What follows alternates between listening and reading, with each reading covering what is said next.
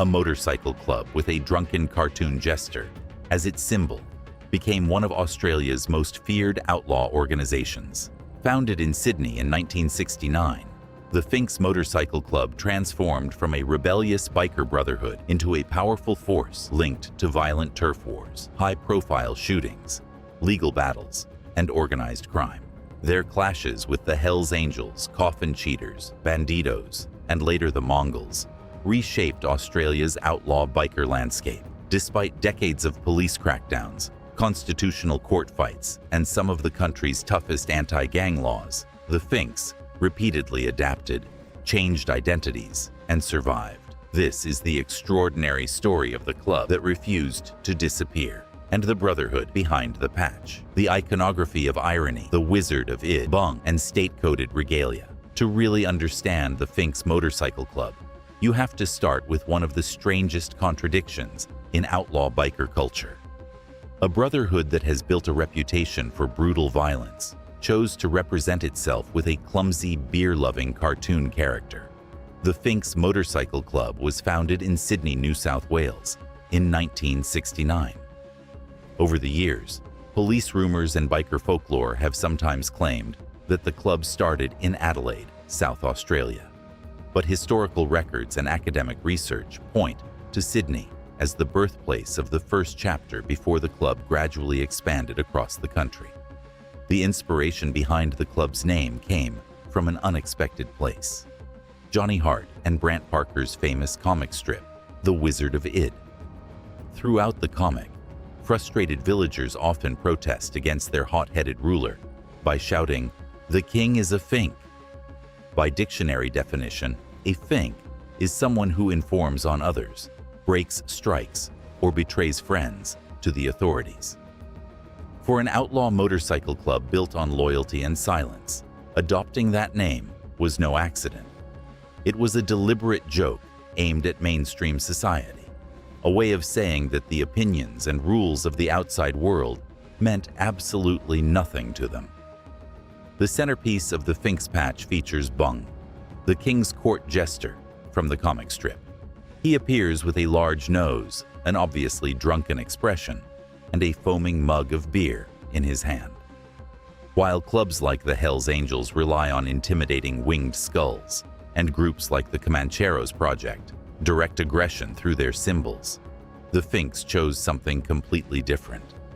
Their logo hides behind humor and self-mockery, creating an image that looks harmless while representing a club known for discipline and violence. That rebellious personality was already on full display during the club's early years. In 1973, film student and future Hollywood director Philip Noyce produced a documentary called Castor and Pollux. The film followed two very different leaders from Australia's counterculture movement. One ran a peaceful hippie commune, while the other was a Finks sergeant-at-arms, leading a huge motorcycle club run. The contrast could not have been sharper. On one side were hippies embracing free love, spiritual rituals, and communal living. On the other were the Finks, surrounded by heavy drinking, public fights, wild behavior, and members making provocative gestures straight into the camera. It captured a period when the club openly celebrated its anti-establishment image. But as the years passed, that raw rebellion evolved into something far more organized, a modern criminal enterprise with a much more calculated approach. The symbolism of the Finks patch went even deeper. For many years, the color of the jester's pants on the back patch changed depending on the Australian state where a chapter was based. It acted as a silent identification system, allowing members and rival clubs to recognize territory and allegiance without a single word being spoken. The club's internal structure also stood apart from many other outlaw motorcycle gangs. Most one-percenter clubs operate with a traditional executive board that includes a president, vice president, secretary, treasurer, and sergeant-at-arms. The Finks, however, historically preferred a much flatter chain of command. At the local chapter level, only one official leadership position was formally recognized: the sergeant-at-arms. That role carried enormous responsibility. The sergeant-at-arms enforced discipline inside the club, organized security during runs and meetings, and took charge whenever physical confrontations or tactical situations arose. This simplified structure was more than just a different management style. It also served as a layer of protection. By avoiding a large executive board, the Finks made it much harder for law enforcement agencies to target and dismantle an entire chapter through racketeering cases focused on identifiable leaders. In a club built on secrecy, loyalty, and survival, even the organizational chart became another tool for staying one step ahead. The Adelaide Foundry, suburban decadence, and the rise of South Australian power. During the 1970s and 1980s, Adelaide earned a reputation that echoed across Australia. It became known as the country's unofficial bikie capital. The city wasn't just home to motorcycle clubs. It was becoming the place where a new outlaw culture was taking shape. The movement grew from Adelaide's northern and western suburbs, especially Elizabeth and Salisbury. These working-class neighborhoods were filled with close-knit communities, many made up of first- and second-generation European migrant families. Strong local identity, factory jobs, and a blue-collar lifestyle created the perfect environment for motorcycle clubs to flourish. By the late 1960s, groups of young riders began forming their own local clubs.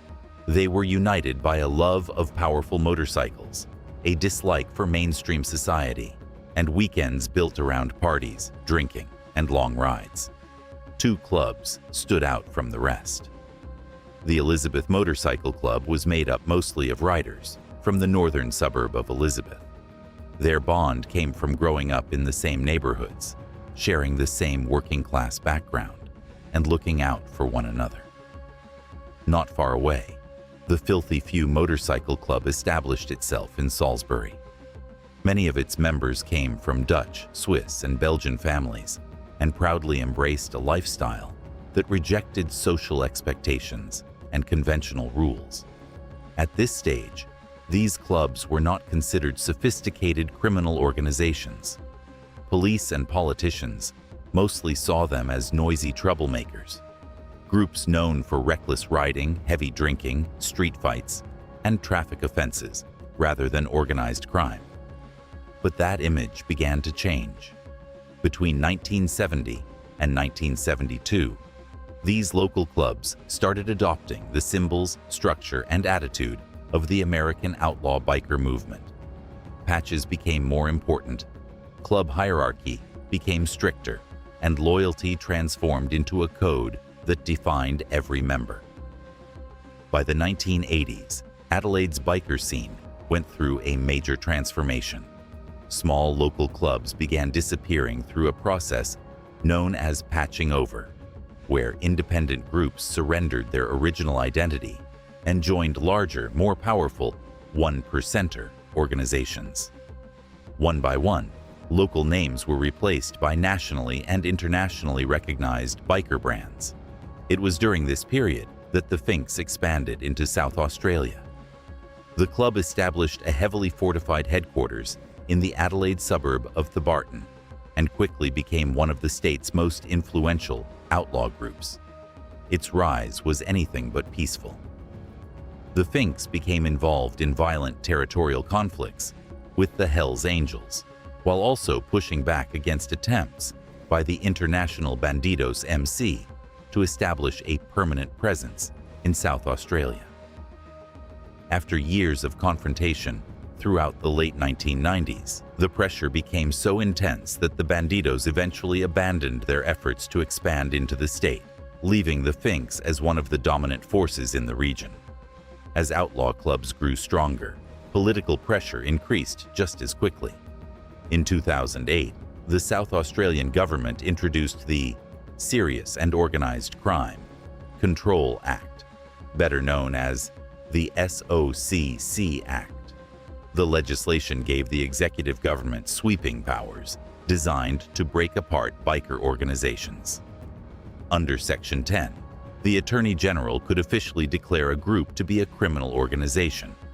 Once that declaration was made, Section 14(1) required the Magistrates' Court to issue control orders against its members, placing strict limits on who they could meet, where they could go, and how they could communicate. In May 2009, the Attorney General published a declaration in the Government Gazette, officially naming the Finks Motorcycle Club as a criminal organization.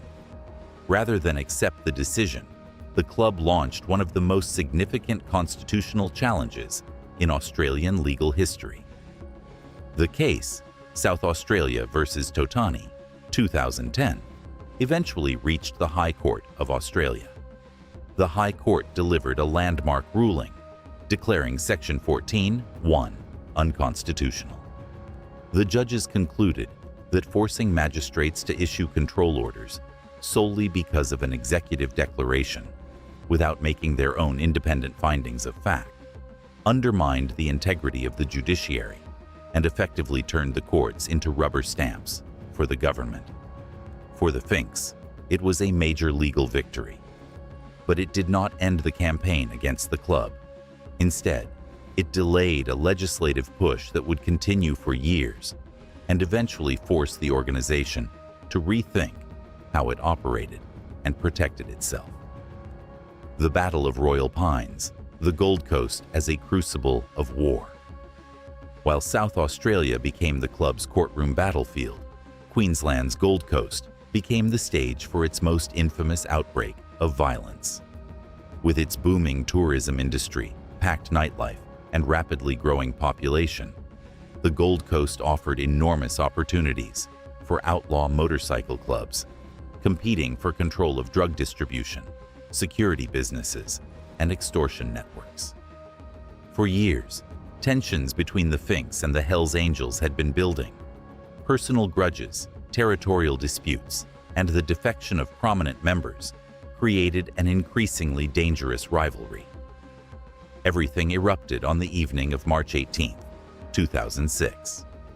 The location was the Royal Pines Resort in Carrara, where a professional kickboxing tournament was taking place, before a crowd of nearly 1,800 spectators, including families, sports fans, and respected members of the local community.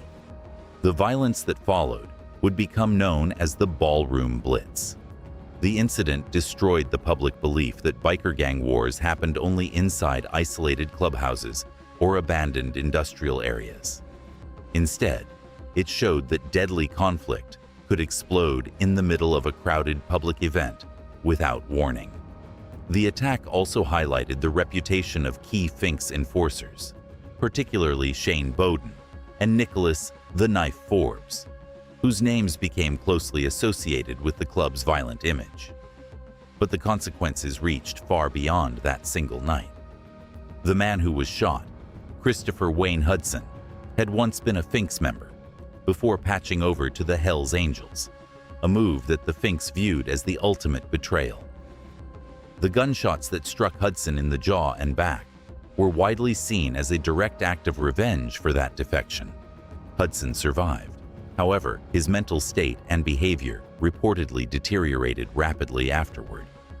On June 18, 2007, while under the influence of illicit substances, Hudson opened fire during an argument with his girlfriend on a crowded street in Melbourne's CBD. The shooting killed solicitor Brendan Kylar and seriously wounded 2 other people. His transformation, from a survivor of the Ballroom Blitz to the gunman responsible for a deadly public shooting, cemented public fears that 1%er biker conflicts could spill into everyday life with devastating consequences. For law enforcement agencies, the Ballroom Blitz became a turning point.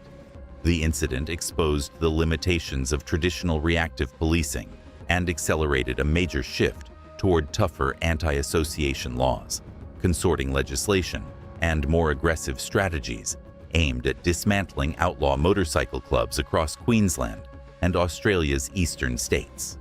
The Western Australian expansion, expulsion, trust funds, and the Battle of Balga.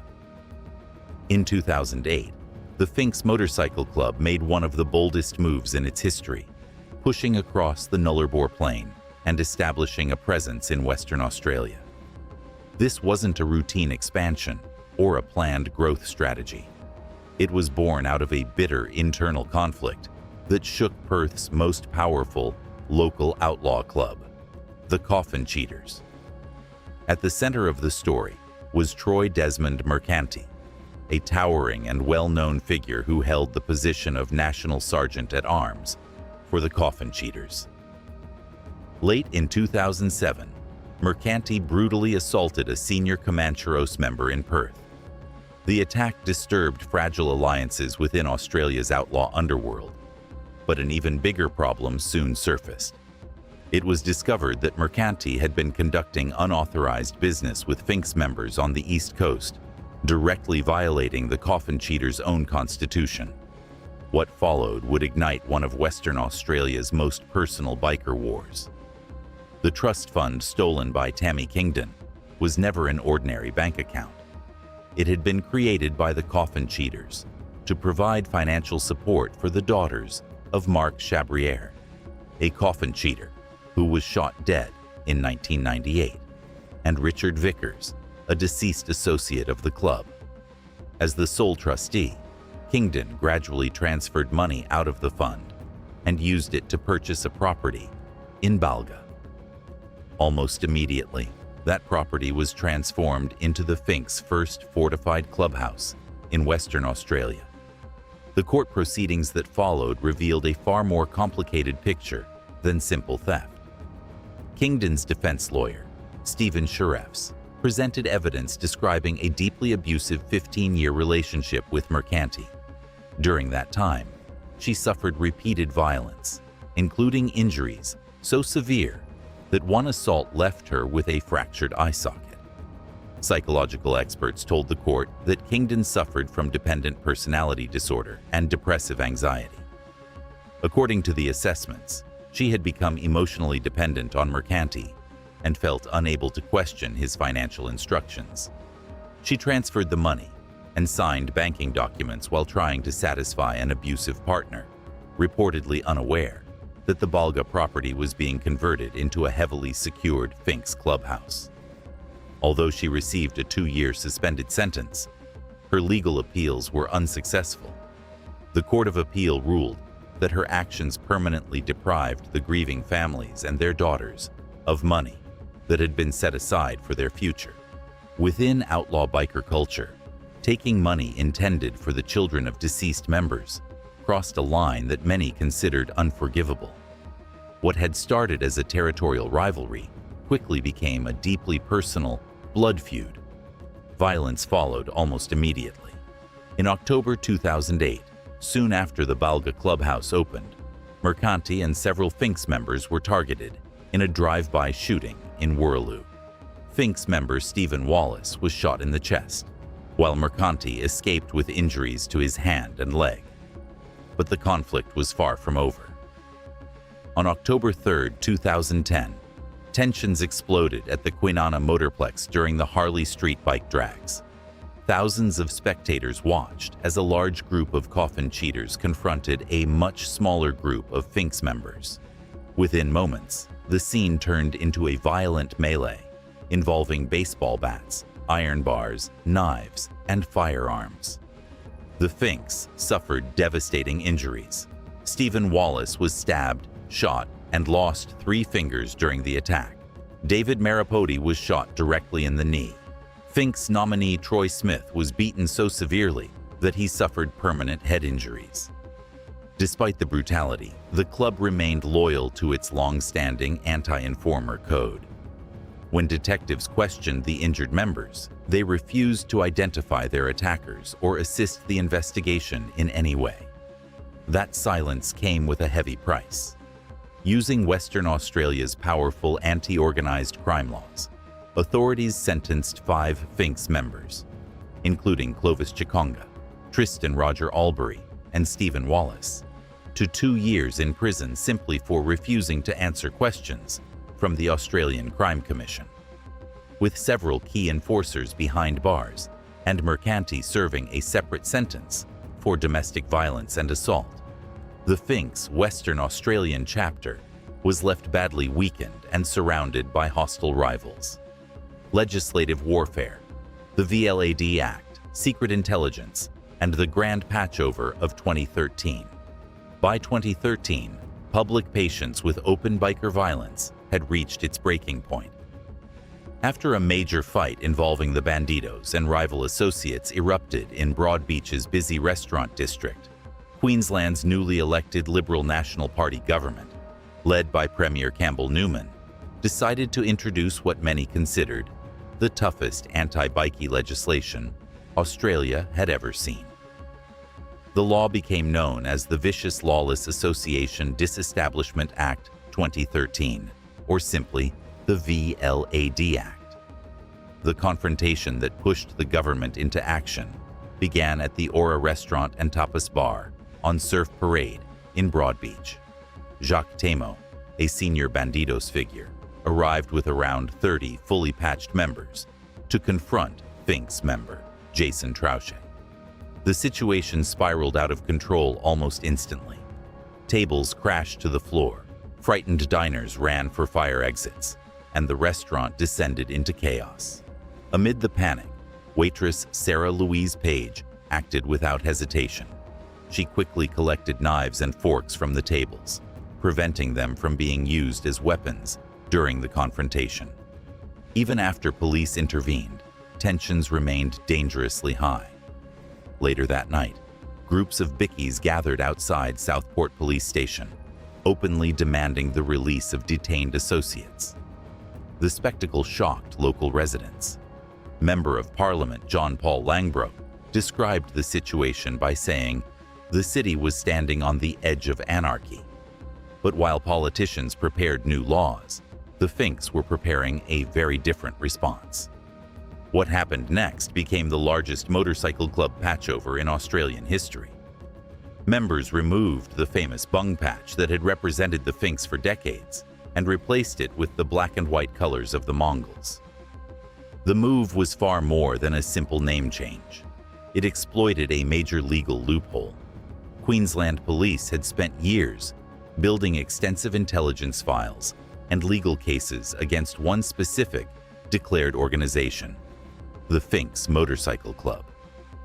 Once members officially adopted the Mongols' identity, that declared entity effectively disappeared from the Gold Coast overnight. The expensive legal applications prepared against the Finks suddenly became largely irrelevant because the organization named in those documents no longer existed in its previous form. The strategy demonstrated a sophisticated understanding of legal warfare. While the government celebrated the apparent disappearance of the Finks, criminologists and senior police officers reached a different conclusion. The patches had changed, but the people, leadership structure, criminal connections, and operational networks remained on the streets, now operating under the banner of one of America's most aggressive and internationally connected outlaw motorcycle clubs. The double defection and the driveway ambush, the lethal fate of Shane Bowden. The alliance between the former Finks and the Mongols Motorcycle Club was supposed to strengthen their position. Instead, it created new rivalries, divided loyalties, and set the stage for another violent chapter in Australia's outlaw biker world. At the center of the conflict was Shane Bowden. Within biker circles, Bowden had built a reputation as one of the Finks' toughest enforcers, and was already a well-known figure because of his involvement in the infamous 2006 ballroom blitz. When the massive patchover took place in 2013, Bowden joined the overwhelming majority of Finks members, who switched to the Mongols. But the partnership didn't last. Bowden's relationship with the Mongols' leadership steadily deteriorated.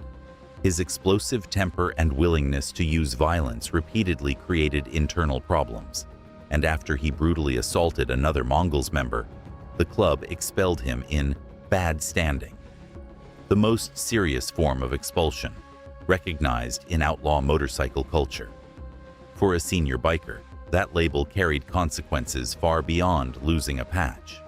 It meant losing protection, status, and trust, while creating powerful enemies inside a world where betrayal is rarely forgotten. The attack that ended Bowden's life was planned with military precision. In July 2020, while living in Melbourne, he survived a drive-by shooting that left him with a gunshot wound to the leg. Believing he could rebuild his influence elsewhere, Bowden crossed Queensland's strict COVID-19 border restrictions and returned to the Gold Coast. Once back, he quickly reconnected with the remaining Finks members and began actively recruiting new supporters. Just months later, on the night of October 12, 2020, Bowden returned home after a late-night gym session. He drove into the unit complex on Cox Road in Pimpama and pulled into his driveway. Before he even had the chance to step out of his vehicle, at least 2 masked gunmen emerged from the darkness. The attackers opened fire through the driver's side window at point-blank range. The barrage was relentless. Bowden was struck 21 times in the head and upper body and died inside his vehicle. His assassination immediately reignited open warfare between the Finks and the Mongols across southeast Queensland. The retaliation came quickly. June 5, 2021, Windaroo Barbershop. A barbershop connected to a Mongols associate became the target of a carefully planned arson attack. The fire completely destroyed the business, sending a clear message that the conflict was far from over. June 7, 2021, Southport, Australia Fair Brawl. Only 2 days later, heavily tattooed members of the Finks and the Mongols confronted each other inside the Australia Fair shopping centre in broad daylight. Shoppers and security staff watched as the confrontation unfolded in one of the city's busiest public spaces, turning an ordinary afternoon into a scene of panic. Attack on site. Orders. Following the Southport violence, police raids uncovered documents suggesting that chapters of both clubs operating between Logan and the New South Wales border had issued formal attack on site orders. The instructions allegedly directed members to assault any rival biker immediately upon contact, significantly increasing the risk of spontaneous public violence. Authorities responded with an extensive crackdown. Under Operation Sierra Sand, detectives carried out dozens of coordinated search warrants across the Gold Coast, Logan, and Redland Bay. The operation led to the arrest of Ian Robert Crowden, the high-profile president of the Mongols' Brisbane West chapter, who was charged with organizing the contract killing of Shane Bowden. 7 additional Mongols members and associates were also arrested and charged with murder, involving serious organized crime. The investigation severely weakened the Mongols' leadership in Queensland and forced both clubs to dramatically reduce their public presence for a period of time. Subcultural mechanics of outlaw Brotherhood, the terror team, and the biker ethos. To understand why the Finks have survived for decades, it is necessary to look beyond headlines filled with shootings and gang wars. The club's strength comes from a carefully structured culture that shapes recruitment, loyalty, discipline, and internal control. Unlike many street gangs that accept almost anyone willing to join, 1%er motorcycle clubs follow a strict and highly selective recruitment process. Becoming a Finks member is designed to take years rather than weeks. Every candidate is expected to prove loyalty, discipline, and a willingness to follow orders without question.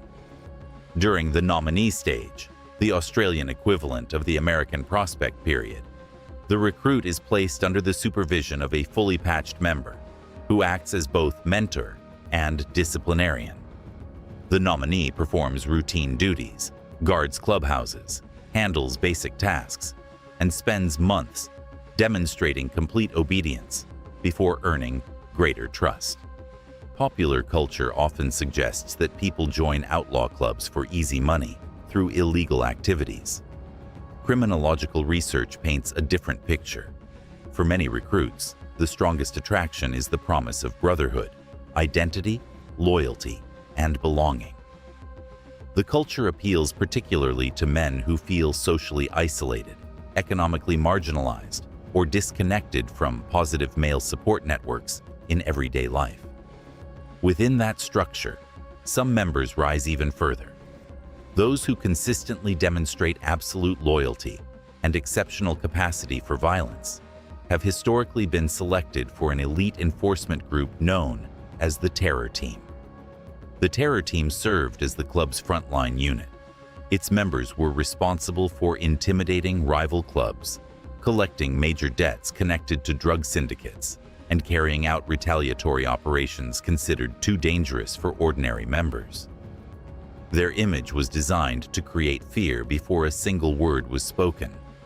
Many Terror Team members permanently tattooed the words "Terror Team" across their faces, most commonly above their eyebrows.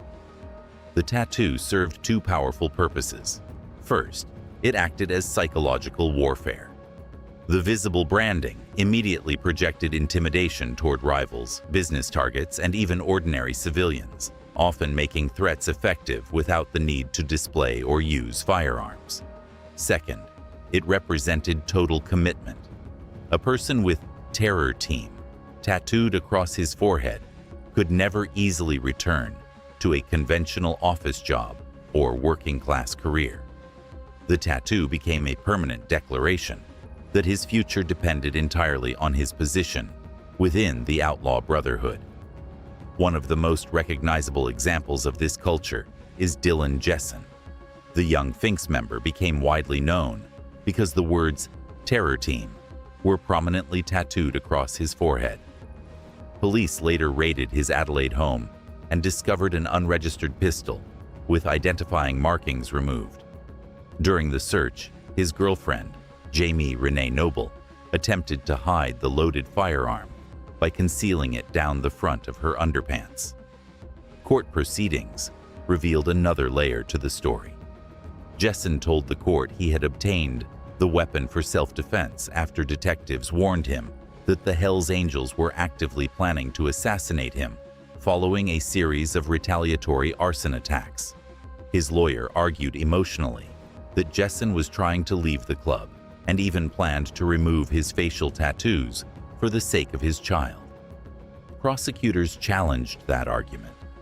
Using academic research and evidence of his gang affiliation, they maintained that the Terror Team branding represented a lasting commitment to outlaw values and demonstrated that Jessen remained a significant risk to public safety. Macro comparison of Australian outlaw motorcycle gangs. To understand the true influence of the Finks Motorcycle Club, it is important to see where the club fits within Australia's wider outlaw biker network. For decades, the Finks have competed with powerful domestic organizations, while also confronting internationally connected motorcycle clubs that operate across multiple states. Each club has its own history, leadership style, symbols, and territory, but they all compete for the same things: power, influence, recruitment, and control of profitable criminal markets. Rivalries shift, alliances change, and today's partner can quickly become tomorrow's enemy. When viewed alongside Australia's other major outlaw motorcycle gangs, the Finks stand out for their ability to survive repeated internal splits, violent conflicts, legal crackdowns, and leadership changes without completely disappearing. That ability to adapt has become one of the club's defining characteristics. Criminological conclusions: the illusion of legislative eradication. The 50-year history of the Finks Motorcycle Club tells a much bigger story than the rise of a single biker gang. It reveals how outlaw organizations evolve whenever governments introduce new laws designed to destroy them. Anti-association legislation, consorting bans, organized crime declarations, and special policing powers have undoubtedly disrupted biker clubs and resulted in countless arrests. But the history of the Finks shows that disruption is not always the same as elimination. Instead of disappearing, these organizations often change their structure, relocate their operations, or form new alliances that allow them to survive under a different identity. No example illustrates this better than the massive 2013 patchover to the Mongols Motorcycle Club. The legal framework treated the Finks as if they were a fixed corporate organization, defined by a single name and a single logo. The club responded by simply changing both. Members removed the famous Bong Jester patch and replaced it with Mongols colors, while the relationships, leadership networks, and operational connections that held the organization together largely remained intact. The transformation exposed a fundamental reality of outlaw biker culture. Its real strength does not come from a patch sewn onto a leather vest. It comes from long-standing personal relationships, mutual trust, shared experiences, and a collective identity that exists regardless of what name appears on the back of a jacket. The events surrounding the double defection and the execution of Shane Bowden reinforce another important lesson.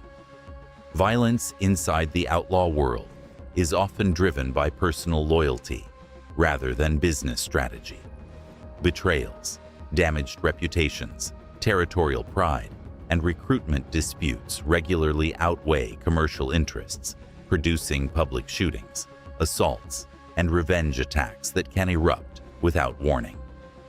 Those personal conflicts make the environment highly unpredictable and difficult for police agencies to contain through traditional enforcement methods alone. At the same time, Australian law enforcement continues to evolve.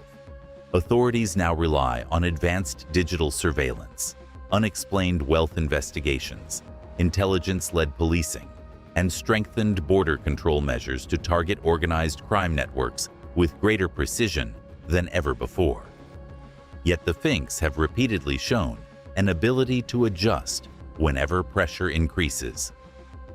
Whether operating under the familiar Bong Jester patch, or as members of international organizations like the Mongols, the people, relationships, and culture that built the club have proven remarkably resilient.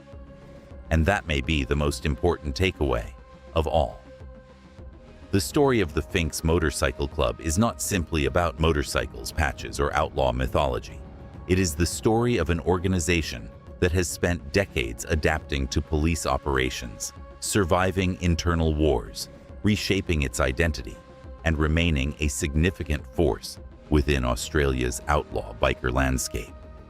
For law enforcement, criminologists, and the public alike, the legacy of the Finks serves as a powerful reminder that dismantling a name is far easier than dismantling the brotherhood that exists behind it.